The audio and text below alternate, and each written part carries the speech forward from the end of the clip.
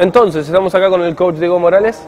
Bienvenidos a la tercera parte del webinar de potenciación postactivación, donde vamos a ver las aplicaciones prácticas para mejorar rendimiento de sprint, para mejorar dentro de un programa de prevención de lesiones. Si se perdieron la parte número 1 y la parte número 2, fíjense en la descripción del video y van a encontrar los links. Acuérdense de suscribirse porque decidimos hacer otro webinar gratis cuando lleguemos a los 50.000 suscriptores al canal de YouTube. Suscríbanse. 50.000 suscriptores, webinar, y ustedes lo van a elegir. Dejen en los comentarios, así nosotros sabemos cuáles son los temas que a ustedes realmente les interesa. Pónganse de acuerdo, es más, denle me gusta directamente al webinar que algún compañero de los que está abajo en los comentarios haya puesto como opción. Claro, si están buscando un webinar que ya haya sido comentado, denle me gusta para que ese comentario nos aparezca como destacado y sabemos de que hay votos sobre ese. Exactamente. Disfruten la tercera parte. Muchas gracias por seguirnos. Gracias, Dieguito, por todo. Muy grande. Nos vemos en el siguiente video. Así como llegamos a una de las aplicaciones de la PAP, que es sobre el rendimiento de sprint o de carrera. La idea es dar una serie de indicaciones prácticas y muy sencillas para poder llevar a cabo una potenciación del rendimiento con un ejercicio de acondicionamiento para poder mejorar en la carrera o en el sprint. El primero de los casos, y el más evidente que podemos realizar, el más conocido, es el de utilizar el back squat o la sentadilla trasera para mejorar el rendimiento en sprint. Las indicaciones que pudimos obtener de la literatura son las siguientes. Las intensidades se recomiendan mayores al 90%. Esto va de la mano con aquella pauta general de más de 80% de la carga. Las repeticiones se dan de en torno a 3. Esto tiene que estar ligado justamente a la intensidad con la que nos manejamos. Con un 90% del RM podemos realizar unas 3 repeticiones. Y por último, el intervalo de descanso en el que se han notado mejoras. Las mejoras se han visto en distancias de 50 a 40 metros. Son cuando descansamos de 4 a 8 minutos. ¿Varía respecto de qué? Varía respecto de la fuerza del atleta, de la experiencia del atleta y de la profundidad de la sentadilla que se realice. Por lo tanto, tenemos que manejar el tiempo de descanso según estos factores. Bueno, seguimos avanzando y otro de los ejercicios que más se suele utilizar para mejorar el rendimiento de sprint son el power clean o las cargadas de potencia. Si bien es cierto que hay un limitante de la utilización de esta técnica, que es justamente la técnica de ejecución, en el caso de que un atleta tenga una buena técnica de ejecución de power clean o de cargadas de potencia, puede utilizarlo para mejorar su rendimiento en sprint. ¿Con qué parámetros nos tenemos que manejar? Y aproximadamente con una intensidad del 90% del RM y un intervalo de descanso de 7 minutos. Acá el intervalo de descanso es un poco más específico que en el anterior caso. La literatura nos provee esta información, pero realmente el intervalo de descanso puede variar a partir de los 7 minutos, según la individualización que podamos realizar sobre el atleta. En este caso, las mejoras en la carrera pudieron evidenciarse en distancias de 20 metros.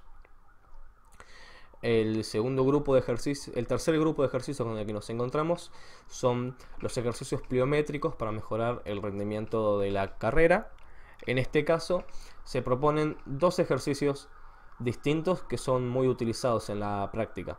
El depth jump o salto en profundidad, que se recomiendan 3 repeticiones con un descanso de 1 minuto para potenciar el rendimiento de la carrera, o presentan también otro protocolo distinto que son 2 series de 5 repeticiones con un descanso posterior de 10 a 15 minutos para mejorar el rendimiento posterior en la carrera. Por lo tanto, esta es una presentación muy interesante para poder individualizar y ver que hay atletas que responden mejor con un solo estímulo de una serie con 3 reps con un descanso breve, cuando hay otros atletas que necesitan un estímulo un poco más denso y un poco más voluminoso para poder obtener mejoras descansando más tiempo. Otro de los ejercicios que se recomienda es el que conocemos en castellano como carrera de saltos a una pierna o el alternate leg bounding, particularmente es interesante realizarlo con carga y sin carga. De las dos formas funciona. La clave está acá de que hay atletas que no van a poder realizarlo con carga por sus niveles de fuerza. Entonces tenemos que atender a eso. Por más de que funcione con carga y sin carga, evidentemente en los atletas con menores niveles de fuerza tenemos que utilizarlo sin carga y con carga en aquellos que tengan mayores niveles de fuerza. Y los tiempos de descanso son de 4 a 8 minutos, donde se pudieron evidenciar mejoras de la carrera en torno a 10 y 20 metros. Por último, y particularmente nos encontramos con este ejercicio que son los sled pulls o tracciones con trineo, que son uno de los ejercicios más usados y uno de los ejercicios con menos evidencia clara comparada con los demás. Realmente la investigación nos indica que falta evidencia para poder recomendar protocolos específicos como los anteriores sobre este ejercicio para potenciar el rendimiento de sprint.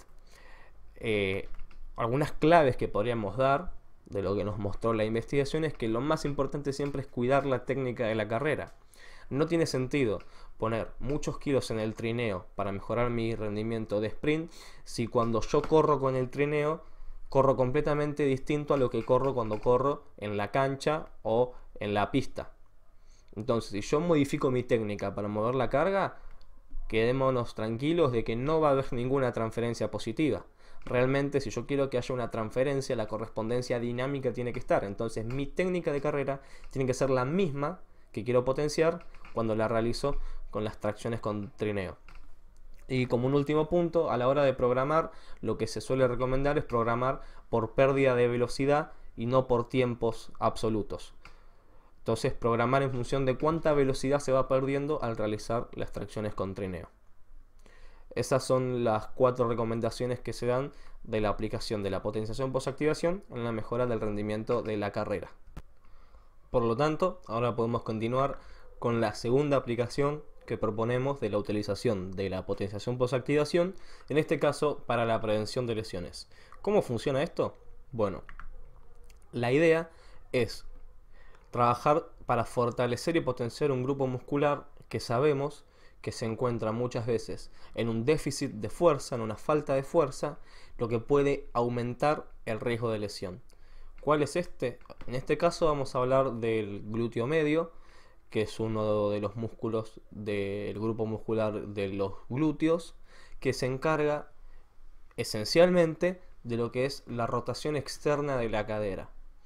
La rotación externa de la cadera nos va a favorecer en muchos ejercicios evitar lo que es la rotación interna de la cadera o que las rodillas se vayan hacia adentro. Es muy común ver en ejercicios de tren inferior como las sentadillas, las estocadas, etcétera, ver cómo las rodillas se van hacia adentro. Incluso lo vemos también en un salto, en el aterrizaje, como las rodillas tienden a irse hacia adentro en atletas que tengan un déficit de fuerza del glúteo medio. Por lo tanto, nos parece muy interesante potenciar esta musculatura para poder reducir el riesgo de lesión durante los entrenamientos e incluso en la competición.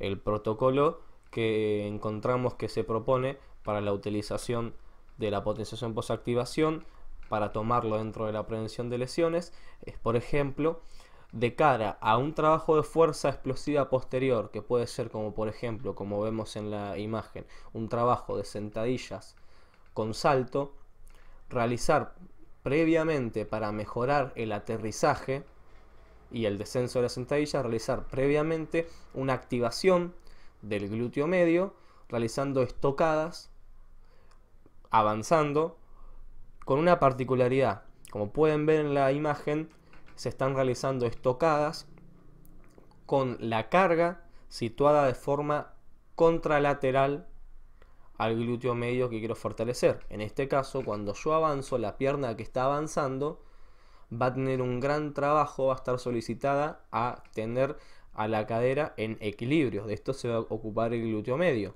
Por lo tanto, poner la carga del otro lado de forma contralateral va a aumentar el trabajo sobre el glúteo medio y nos va a permitir una activación de este. Esa activación previa nos va a permitir una potenciación posterior en el trabajo de las sentadillas.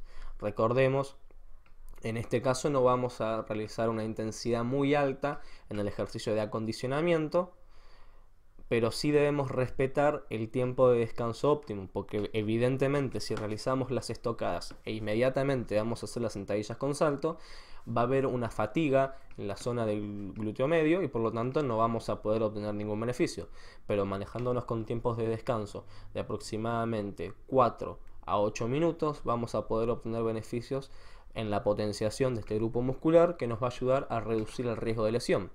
Otro ejemplo, para que puedan tener esto ya en atletas más avanzados, pero funciona muy bien, es utilizar de cara a un trabajo de estocadas pesadas con barra, una activación anterior, una activación previa, por ejemplo con las sentadillas a una pierna, de igual forma con carga contralateral. Es muy importante la carga contralateral para poder activar al máximo la solicitación del glúteo medio, y esto nos va a ayudar de cara al trabajo posterior realizado en las estocadas con carga, para evitar cualquier tipo de descompensación de la zona de la cintura pélvica. Estos son dos ejemplos que le queríamos aportar para ver cómo utilizar la potenciación posactivación dentro de un trabajo de prevención de lesiones. Es así como llegó el momento de hacer una puesta en escena de todos los argumentos a favor y en contra de la utilización de la potenciación posactivación. Entonces, con los argumentos a favor de utilizar la potenciación posactivación, nos encontramos con mejora a corto plazo del rendimiento.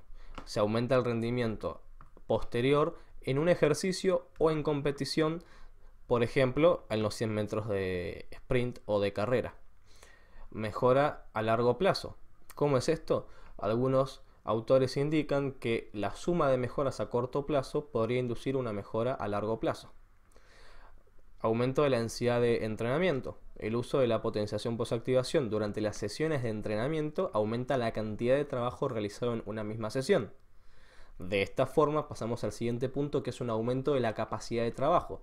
Simplemente un trabajo total realizado mayor en cada sesión, entendido como la suma de potencias medias, conocido como potencia-resistencia, aumenta la densidad del entrenamiento, por lo tanto conduce a un aumento de la capacidad de trabajo, que esto puede entenderse como un aumento de la tolerancia o un aumento de la asimilación de la carga de trabajo o de la carga del entrenamiento. Ahora, también existen argumentos en contra del uso de la potenciación posactivación. ¿Cuáles son estos? Por ejemplo, el testeo de atletas. Para determinar las variables óptimas para inducir la potenciación posactivación, los atletas deben ser probados de forma continua. A veces, si no se tienen las herramientas ni el conocimiento, esto es poco práctico.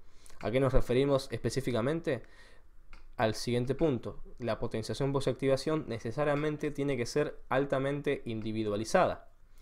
No se pueden hacer constantes todas las variables, como por ejemplo que son el nivel del atleta, el intervalo de descanso, la intensidad y el volumen para utilizar en cada caso. Por lo tanto, necesitamos conocer cuáles son estas variables. Y repito, si no se tiene el conocimiento ni las herramientas, esto se vuelve poco práctico. Después, tenemos que entender que esto es una ventana de oportunidad. Si yo realizo la potenciación posactivación y no espero el tiempo necesario para obtener los beneficios sin fatiga, no voy a obtener beneficios e incluso mi rendimiento puede disminuir. Por otro lado, si espero demasiado, mi rendimiento probablemente no disminuzca, pero mi rendimiento sea el mismo, o sea que no se potenció. Por lo tanto, es una ventana de oportunidad la utilización de la potenciación posactivación. Debemos de entenderla de esta forma, porque si no, lo que realizamos nos hizo perder tiempo y no nos sirvió. Puede ser poco práctico respecto de los intervalos de descanso y la disponibilidad del equipo también. ¿A qué hacemos referencia con esto? Si estamos realizando trabajos en una sesión de entrenamiento donde los tiempos con los que disponemos son muy pequeños, por ejemplo, los descansos amplios de 12 minutos no podrían tener lugar y serían poco prácticos. Por otro lado, en una competición puede que no esté la disponibilidad del material. Por ejemplo, en una carrera de 100 metros en la pista puede que no nos encontremos con un rack para hacer sentadillas. Por lo tanto, podría ser poco práctico desde el punto de vista de la disponibilidad del equipo. Y finalmente, algunos autores y entrenadores ponen como un argumento en contra de la potenciación posactivación el hecho de que los calentamientos ya de por sí mejoran la contractibilidad de los músculos, lo que mejora su rendimiento. Y en caso de que de vuelta no se disponga del tiempo o no se disponga del equipo, los calentamientos ya de por sí podrían significar una mejora del rendimiento suficiente. Entonces, ya queda a nivel de cada entrenador y de cada atleta poder evaluar con estos argumentos si realmente conviene o no en su caso utilizar la potenciación posactivación. Y es así como pasamos a dar unas conclusiones a modo de resumen de todo lo que pudimos hablar en esta ocasión sobre la potenciación posactivación. Nos encontramos con lo siguiente. La potenciación posactivación ha demostrado constantemente mejorar el rendimiento atlético posterior en movimientos tales como el salto contra movimiento, el salto vertical, el sprint, etc. Todos movimientos atléticos muy importantes en la mayoría de los deportes. Por otro lado, mientras que el ejercicio de acondicionamiento ha demostrado que mejora el rendimiento, su efecto solo puede experimentarse una vez que la fatiga inicial disminuyó. De esto hablábamos cuando hablábamos del modelo rendimiento-fatiga o de esa balanza que existe entre la activación y el descanso que doy para poder obtener una potenciación. Todavía no existe un acuerdo hacia el tiempo de descanso óptimo, pero de 3 a 12 minutos es la recomendación actual que se da en una suerte de consenso sobre la cual después cada entrenador tendrá que individualizar para poder saber en qué rango específico manejarse dentro de estos rangos de 3 a 12 minutos. Por lo tanto, podemos ver que un factor muy importante a tener en cuenta también es la de la similitud biomecánica que tiene que existir entre el ejercicio de acondicionamiento y el ejercicio a potenciar para que realmente se vean los efectos de la potenciación. Recordemos aquel ejemplo de que el press de banca o el banco plano realmente no nos va a potenciar de cara a un ejercicio como es el salto vertical. Esto ya lo explicamos y es importante entenderlo y analizar la similitud biomecánica del ejercicio de acondicionamiento respecto al ejercicio a potenciar. Por otro lado, también sabemos de que los atletas más entrenados parecen ser más sensibles a los efectos de la potenciación posactivación y también pueden alcanzar esta potenciación con un tiempo de descanso más corto que los individuos no entrenados. Hay un gran acuerdo dentro de la investigación de que los efectos de la PAP son altamente individualizados. Por lo tanto, no busquemos encontrar una planificación o un protocolo óptimo, ideal, que sirva para todos por igual, porque no lo vamos a encontrar. Por eso es que todas las recomendaciones que estuvimos dando a lo largo de este webinar, pudimos manejarnos con rangos, con criterios, con parámetros, pero nunca en valores absolutos determinantes, porque realmente individualizar es clave a la hora de poder sacar el máximo provecho cuando trabajamos con la potenciación posactivación. Individualizar respecto del atleta, de la especificidad, el volumen, la intensidad, la carga, el descanso, etc. Son muchos factores con los que tenemos que trabajar para obtener beneficios muy notables de la potenciación posactivación. Entonces, así es como llegamos al final de este webinar. Espero que hayan podido sacar cosas positivas, cosas prácticas y cosas que les sirvan para su día a día. En esta imagen están las fuentes con las que trabajamos. Pueden consultarlas, igualmente pueden ponerse en contacto con nosotros para plantear cualquier duda que tengan, cualquier comentario, cualquier consulta. Estamos abiertos a todos los que nos quieran comentar. Nos pueden encontrar en la página de Facebook oficial Pablo Pisurno High Fitness Trainer. Nos pueden encontrar en YouTube también y en Instagram y en Twitter. Sin más, me despido, les mando un abrazo grande y espero que les haya servido a ustedes tanto como me sirvió para mí esta investigación y este trabajo que realizamos con el equipo. Un saludo grande.